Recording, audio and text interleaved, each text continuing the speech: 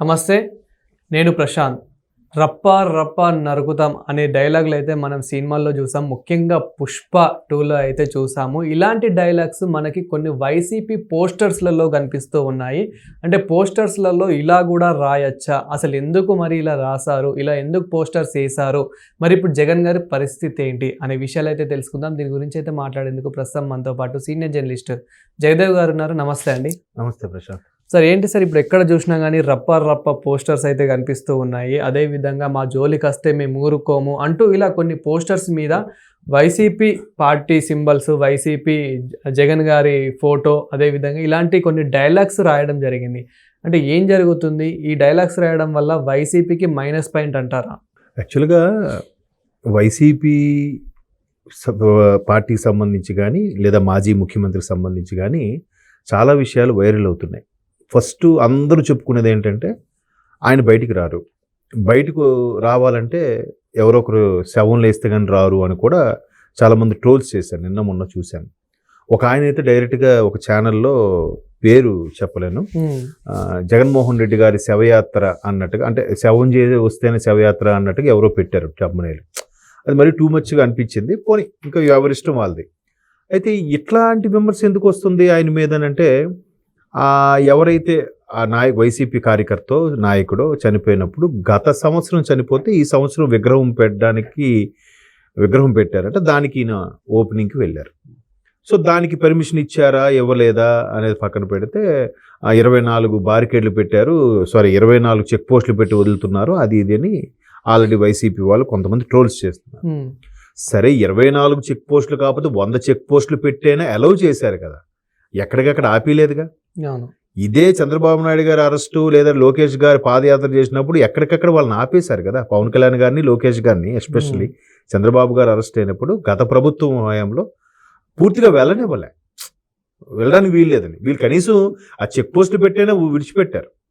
పోనీ ఒక 100 మంది 200 మంది మనుషులకి, అలాగే ఒక 5-6 కార్ల వరకు పెర్మిషన్ ఇస్తూ పెట్టారు. వాళ్ళు పూర్తిగా ఆపేశారుగా, మరి అది గుర్తులేదా? అంటే వాళ్ళు అన్ని గతం అంతా మర్చిపోయి అక్కడికి అది కాలజ్ఞానంలో అది మొత్తం డిలీట్ అయిపోయింది అది సిస్టంలో, ఇదే ఫ్రెష్గా ఉంది మేము మాట్లాడుతాం అన్నట్టు ఫీల్ అవుతున్నారు. సో ఆయన కూడా ఎందుకు చనిపోయాడంటే, ఖచ్చితంగా గవర్నమెంట్ వైసీపీ గవర్నమెంటే వస్తుందని బెట్టింగ్స్ కట్టి, అంటే నాకు తెలిసి కూడా చాలా మంది బెట్టింగ్స్ కట్టిన వాళ్ళు ఉన్నారు. అటు టీడీపీ మీద కట్టిన వాళ్ళు ఉన్నారు, వైసీపీ మీద కట్టిన వాళ్ళు ఉన్నారు. టీడీపీ కట్టిన వాళ్ళు చాలా తక్కువ అమౌంట్ వచ్చిందంట వాళ్ళకి, బెట్టింగ్లు గెలిచిన వాళ్ళకి కూడా. ఎందుకు ఎక్కువ మంది కాశారు టీడీపీకి వస్తుందని, వైసీపీకి చాలా తక్కువ మంది కాశారంట. కాసిన ఎవరో గెలిస్తే మనకు చాలా తక్కువ మంది కాశారు వస్తుందని. కానీ వైసీపీ ఓడిపోవడం వల్ల చాలా లక్షలు నష్టం అయిపోయారు. చాలా మంది బెట్టింగ్లు కాశారు. నాకు తెలిసి ఒక వ్యక్తి, మా ఊరికి చెందిన వ్యక్తి 70,000 పెట్టాడు బెట్టింగ్. అంటే ఒక దగ్గర 50,000, ఒక దగ్గర 20,000 పోయిందిగా. కొన్ని సందర్భాల్లో లక్షల్లో కోట్లలో కూడా నడుస్తాయి, కానీ మనకు తెలియదు. కానీ అంటే ఇది కూడా ఎక్కడ పేపర్ మీద ఏది ఉండదు, మాట నమ్మకం, మధ్యవర్తి ఎవడు ఉంటాడు, అని నడిపిస్తూ ఉంటారు. సో అట్లాగా ఈ చనిపోయిన వ్యక్తి బెట్టింగ్ పెట్టాడు. ఒకసారి అన్ని లక్షలకు బెట్టింగ్ పెట్టిన తర్వాత ఇచ్చింది, ఆడి శక్తి ఏమిటి, ఆడి స్థాయి ఏమిటి, లక్షల్లో పెడితే ఎట్లా అవుతుంది? సో అది తీర్చలేకో లేకపోతే వాళ్ళ అప్పులు బాధపడలేకో సూసైడ్ చేసుకున్నాడు, చనిపోయాడు ఏదో అని చెప్పారు. సో ఇక్కడ పోలీసులు బాధలు భరించలేక, ప్రస్తుత ప్రభుత్వం యొక్క ఇబ్బందులు తట్టుకోలేక చనిపోయాడు, అందుకే వాడు విగ్రహం పెడుతున్నాం, దానికి వస్తున్నా అన్నట్టు అన్నారు. కొన్ని నాయకుడు అనేవాడు అన్నిటికీ ముందుగా నిలబడేవాడు అయితే మొన్న జూన్ 4న ఏంటది వెన్నుపోటు దినోత్సవం చెప్పారు. వెన్నుపోటు అంటే 4వ తేదీన ఏమొచ్చింది, రిజల్ట్ వచ్చింది కదా. ఆ రోజు చంద్రబాబు నాయుడు ప్రమాణ స్వీకారం కూడా కాదు, 12 పెట్టారనే వెన్నుపోటు అనేది చేయొచ్చు. వెన్నుపోటు అంటే ఎవరు పొడిచారు అంటే ప్రజలకు ఈయన వెన్నుపోటు పొడిచారా? సరే, ఆ కార్యక్రమం చేశారే అనుకుందాం. ఈయన అందులో ఉన్నాడా? లేడు. ఈయన కార్యకర్తలు, నాయకులు అందరూ ఎక్కడికక్కడ ధర్నా చేశారు, కానీ ఈయన లేడు. నాయకుడు ముందు ఉండి నడిపించాలి కదా. సో అట్లా ఆ తర్వాత అంతకుముందు ఆ గంజాయి బ్యాచ్ 3 కుర్రోళ్ళని పరామర్శించడానికి వెళ్ళారు. ఇప్పుడు ఇవాళ చంద్రబాబు నాయుడు గారు అదే కదా సీరియస్ అయ్యింది. అసలు మీరు గంజాయి బ్యాచ్ల్ని, రౌడీ మోకల్ని, ఆ బెట్టింగ్లు కట్టి అన్యాయంగా జులుం ప్రదర్శించే వాళ్ళను చనిపోతే వాళ్ళకి మీరు పరామర్శకు వెళ్తున్నారంటే అసలు మీరు ఎవరిని సపోర్ట్ చేస్తున్నట్టు అన్నట్టుగా వాళ్ళ ముఖ్యమంత్రి సీరియస్ అయ్యారు. ఇది చాలదన్నట్టు వాళ్ళు హోర్డింగ్లు కూడా ఎలా పెడుతున్నారు, మీరు అన్నట్టు రప్ప ఏంటది, గంగమ్మ జాతరలో పొట్టేలు బలిచ్చినట్టు రప్ప 2029లో ఎలక్షన్ గవర్నమెంట్ వచ్చిన తర్వాత ఒక్కొక్కడిని రప్ప నరుకుతా అని చెప్పి పోస్టర్ పెట్టారు. దానికి మళ్ళీ ఈయన ప్రెస్ మీట్ పెట్టి అక్కడ అది కూడా ఏంటి, జనరల్గా ఈయన చెప్పాలకుండా చెప్పేసి మాజీ ముఖ్యమంత్రి గారు వెళ్ళిపోతారు. వాళ్ళని అడిగి మరి అడుగుతున్నారంటే ఛానల్కి సంబంధించిన వాళ్ళిద్దరు ముగ్గురు అక్కడ ఉంటే వాళ్ళతో ఏంటో డైలాగు అడిగించి మళ్ళీ చెప్పించుకొని రప్ప పోన్లే అబ్బా మనల్నే అంటున్నా మన కదా అన్నారు, సరే అలాగే సినిమా డైలాగులు కూడా వాడడం తప్పైతే అన్నీ తప్పే, మనం ప్రజాస్వామ్యంలో ఉన్నాము ఎక్కడున్నామో అని అన్నారు. సార్ కానీ ఈ డైలాగ్స్ని ఎవరిని ఉద్దేశించి అన్నట్లు అయిపోతుంది ఇక్కడ? 2029లో ప్రభుత్వం వచ్చాక ఒక్కొక్కరిని గంగమ్మ జాతరలో పొట్టేలు బలిచ్చినట్టు రప్ప నరుకుతారు. అంటే ఎవరు నరుకుతారు? 2029 కూటమి ప్రభుత్వం పోయి వీళ్ళు ప్రభుత్వం వస్తే అడ్డం వచ్చిన వాళ్ళందరూ నరుకుతారనే కదా అర్థం. సో అది ఆ కుర్రోడిని అలా ప్రేరేపించేలాగా ఉండాలని అరెస్ట్ చేశారో లేదంటే వార్నింగ్ ఇచ్చారో సంథింగ్ జరిగింది. దానికి అది సినిమా డైలాగ్ తప్పేంటబ్బా అంటే అది ఎంతవరకు కరెక్ట్? అర్థమైందా?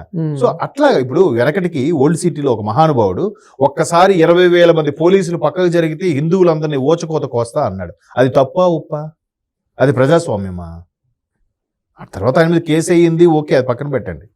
సో ఇప్పుడు కూడా ఎవరికి అడ్డొచ్చు అని 2029లో జగనన్న గవర్నమెంట్ వచ్చిన తర్వాత రప్ప ఒక్కొక్కరు నరుగుతానంటే దానికి మళ్ళీ కొంతమంది మీడియా మిత్రులు వాడు టీడీపీ వాడే, టీడీపీలో గతంలో వాడికి ఐడి కార్డు కూడా ఉంది, కార్యకర్త వాడు అంటే వాడు దాని నుంచి ఇక్కడ భయపడి ఇందులోకి వచ్చాడు, మన దగ్గరికి వచ్చాడంటే హ్యాపీయే కదా అని చెప్తున్నాడు ఆయన.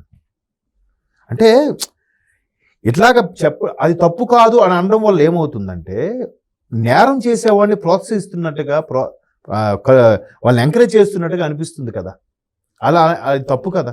ఇప్పుడు అదే మొన్న గంజాయి సంబంధించే క్లియర్గా దొరికారు. వాళ్ళ ముగ్గురు కూడా పోనీ 3 మతాలకు చెందిన వాళ్ళంట. మతాల పేర్లు అనవసరం కానీ మనుషులు అనేవారు ప్రతి మతంలో వెధవులు ఉన్నారు, మంచి వాళ్ళు ఉన్నారు. ప్రతి జాతిలో కులంలో మంచి వాళ్ళు ఉన్నారు, వెధవులు ఉన్నారు. ఒక్క కులానికే ఒక్క మతానికే ఎప్పుడు ఆపాదించద్దు, ఒప్పుకున్నా. అయితే మరి పర్టికులర్గా మళ్ళీ దాన్ని కూడా మతపరంగా రాజకీయాలు చేయాలని చూశారు. వాళ్ళు గంజాయి తీసుకున్న వాళ్ళు తీసుకోలేదు, మంచి వాళ్ళు వాళ్ళని రోడ్డు మీద పోలీసులు ఎత్తుకొట్టారని అన్నారు. ఏం మరి డాక్టర్ సుధాకర్ని డాక్టర్ ఆయన మాస్క్ అడిగినందుకు పిచ్చోడిని చేసి నడి రోడ్డు మీద మోకాల మీద కూర్చోబెట్టి ఇబ్బంది పెట్టారే, మరి అప్పుడు గుర్తు రాలేదా? ఈ గంజా బ్యాచ్ని చేస్తే వీళ్ళకి మానవత్వము అన్ని ఫీలింగ్స్ వచ్చేసాయంట. అండ్ మరి అదే కదా ఇప్పుడు ఇంతకుముందు పెట్టిన పోస్టులు కూడా ఆయన ఎవడు ఏదో రెడ్డి ఆయన కూడా షర్మిలమ్మ గారి మీద, విజయమ్మ గారి మీద దారుణమైన వ్యాఖ్యలు చేశాడు. బోరుగడ్డ అనిల్ ఒకడు, వీళ్ళందరూ వ్యాఖ్యలు చేస్తుంటే కనీసం ఖండించలేదు ఆ పార్టీ వాళ్ళు. అరెస్టు పోనీకి తిట్టడం పక్కన పెడితే కనీసం ఖండించలేదు. సో మొన్న భారతీ గారి మీద ఒకడు వ్యాఖ్యలు చేస్తే అదే చేబ్రోలు రాజేష్ ఎవరో వెంటనే ఆయన అరెస్ట్ చేశారుగా, వాటి పార్టీని సస్పెండ్ చేశారుగా. అంటే దానికి వీళ్ళేమంటారు, మీ వాళ్ళు పెట్టిన డ్రామా మీరే యాక్ట్ చేస్తారు. కొన్ని కనీసం మీరు నలుగురు చూస్తున్నారు, రాజకీయంలో ఉన్నాము, ప్రజలు ఆలోచిస్తారని ఆలోచించేనా ఆ ఇంగిత జ్ఞానంతోనైనా కనీసం అరెస్ట్ చేయాలిగా. అలా ఎవరినైనా వర్ర రవీందర్ రెడ్డి బాగుంటుంది, వర్ర రవీంద్ర రెడ్డికి అరెస్ట్ చేయొచ్చు కదా, చేయలేదే, ఎవ్వడు మాట్లాడలేదే.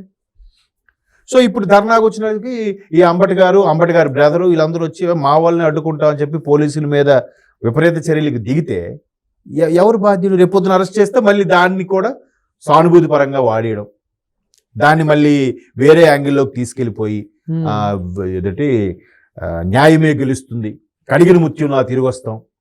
ఇప్పుడు నిన్న చూడండి కేటీఆర్ గారి ఇష్యూ పెద్ద అవుతుంది, ఫోన్ ట్యాపింగ్. ఆయన సిట్ ముందుకెళ్ళి బయటకు వచ్చి ఏం చెప్తున్నాడు, ఆయన ఒకే క్వశ్చన్ తిప్పి 14-15 సార్లు అడిగారని చెప్తున్నాడు. తప్పైతే జరిగిందిగా, ప్రభాకర్ ఐపీఎస్ అన్నాడు వెనక్కి రప్పించారుగా యుఎస్ నుంచి. మరి నేను నడుస్తున్నప్పుడు మేమేం తప్పు చేయలేదే, మేము కడిగిన ముత్యంలా తిరిగి వస్తాం, న్యాయమే గెలుస్తుంది, జైల్లో వేసినా కూడా నేను మళ్ళీ బయటకు వచ్చి పాదయాత్ర చేస్తా లేదా ఇంకోటి చేస్తా, కక్ష సాధింపు, ఇదేనా స్వాతంత్ర సమరయోధుడా? జైలుకి వెళ్తే బయటకు వచ్చి పూల దండలు వేసుకొని పూలపాడు మీద నడవడానికి. అంటే అలా అయిపోతుంది రాజకీయం. అంటే దాన్ని ఏమంటారు, హుందా రాజకీయాలు లేవు, పోయే. ఇప్పుడు మొన్న ఆపరేషన్ సింధూర్ సమయంలో పాతవన్నీ ఆర్టికల్స్ సోషల్ మీడియాలో వైరల్ అయినప్పుడు ఐక్యరాజ్య సమితిలో భారత్ గురించి కానీ ఈ తీవ్రవాదం గురించి కానీ పాకిస్తాన్ విషయాలు కానీ మాట్లాడడానికి సందర్భం వస్తే ఇందిరాగాంధీ ప్రధానమంత్రిగా ఉన్నప్పుడు ఆవిడ వెంటనే వచ్చి అటల్జీని, స్వర్గీయ భారతరత్న అటల్ బిహారీ వాజ్పేయి గారు లాంటి వ్యక్తిని, మీరు అటల్జీ మీరైతే కరెక్ట్, మీరు వెళ్ళి మన గొంతుకు వినిపించండి అని చెప్పిందట ఆవిడ, పార్టీలకు అతీతంగా. అది కదా ఉందా రాజకీయం అంటే, అవునా కదా? అంతేగాని ఆడ కనబడితే ముఖం చాటేసేయడం, మా గవర్నమెంట్ వచ్చాక ఒక్కొక్కరిని గొడ్డలు తీసి కొడతాం, ఎక్కడ ఉన్నా ఏ గ్రహాల్లో ఉన్నా కూడా వాడిని రప్పించి అడ్డంగా నరుకుతాం. ఇవి మంచి పదజాలాలు కావు. ఇప్పుడు ఎవడైతే ఆ కుర్రోడు పోస్టర్ పట్టుకున్నాడో రప్ప అని వాడికి పోలీసులు పిలిచి అరెస్ట్ చేయకపోయినా వార్నింగ్ ఇవ్వడం, బాబు ఇలాంటివి చేయకు, నీ అనవసరం నీ కెరీర్ ఎందుకు పాడు చేసుకున్నావు. ఇంతకుముందు వైసీపీకి సోషల్ మీడియా సపోర్ట్ చేసిన అందరూ కూడా ఎట్లాగా చెలరైపోయి చేసి వాళ్ళ లాస్ట్లో ఏమైంది, సెల్ఫీ పెట్టి వీడియోలు పెట్టారు. బాబు నాలాగా మీరు జీవితాలు పాడు చేసుకోకండి, ఏ పార్టీ వాళ్ళు ఏ నాయకుడు మనల్ని కాపాడు, అనవసరంగా రెచ్చిపోయి వ్యాఖ్యలు చేయకండి. ఆయన పేరు గుర్తులేదు, ఆఖరికి జీప్లో వీడియో తీసి పెట్టాడు ఆయన శ్రీరెడ్డి గారు. అలాంటి వాళ్ళు ఏమయ్యారు, ఎంతో ఇదిగా మాట్లాడి ఇప్పుడు దయచేసి నన్ను వదిలేయండి, నేను ఫ్యామిలీతో నన్ను ఇబ్బంది పట్టుకండి. ముందు బీభత్సమైన వ్యాఖ్యలు చేశారుగా. ఏ నాయకుడు వచ్చి కాపాడాడు, ఏ ప్రభుత్వం ఏ పార్టీ వచ్చి కాపాడింది? అది కొంచెం విచక్షణ అనేది ఆలోచించాలి. మైక్ ఇచ్చారు కదా, మైక్ పెట్టారు, కెమెరా పెట్టారు కదా అని నోటుకొచ్చినట్టు మాట్లాడితే అది కరెక్ట్ కాదు. అంటే కనీసం నలుగురు అబ్జర్వ్ చేస్తున్నారు, ఇలా చేస్తే ఇప్పుడు అదే బెస్ట్ ఎగ్జాంపుల్ ఏంటంటే వెనుపోటు జనం అంటే ఏంటండి అసలు, ఎవరిని ఉద్దేశించి అంటే ప్రజలు వెనుపోటు పొడిచారనా? ఒకరు గుర్తుపెట్టుకోండి, నాయకులు ఎన్నైనా అమ్మ బూతులు తిట్టుకోనివ్వండి పర్వాలేదు, కానీ ప్రజల్ని మోసగాలు, ప్రజలే మమ్మల్ని చీట్ చేశారని ప్రజల మీద డైవర్ట్ చేస్తే ఏ నాయకుడికి కూడా మనుగడ ఉండదు. ప్రజల్ని తప్పు పట్టద్దు, ప్రజలు చాలా తెలివైన వాళ్ళు కదా. 92% ఓటింగ్ ఎందుకు వచ్చింది? 91.8 అంటే ఆల్మోస్ట్ 92% ఓటింగ్. ఇట్లా ఈ ప్రభుత్వం ఇంకా ఆగడాలు చెలరైపోతున్న, లాభం లేదు, దించేయాలి, గద్దె దింపాలనే ఉద్దేశంతోనే కదా మూలను కూర్చున్న ముస్లిం కూడా వచ్చి ఓటేసింది. అందుకే కదా కూటమికి అంత మెజార్టీ వచ్చింది. అర్థమైందా? సో అలాగా మేము ఇంకా గంజాయి ఉంచేవాడిని, ఈవీఎం మిషన్లు పగలగొట్టేవాడిని, మర్డర్లు చేసేవాళ్ళని జైలుకి వెళ్ళి పరామర్శిస్తాం, వాళ్ళకి అండగా నిలబడతామని అంటే ఏముంది అసలు? మీ ఎవరిని ప్రోత్సహిస్తున్నట్టు, ఎవరి వైపు మీరు వెళ్తున్నట్టు? సో ఇంకా అది ఎంత మాట్లాడుకున్నా ఇదే జరుగుతుంది. ఇంకా వాళ్ళ విచక్షణకి వాళ్ళ విజ్ఞతకే నమస్కారం. Thank you. అంతే.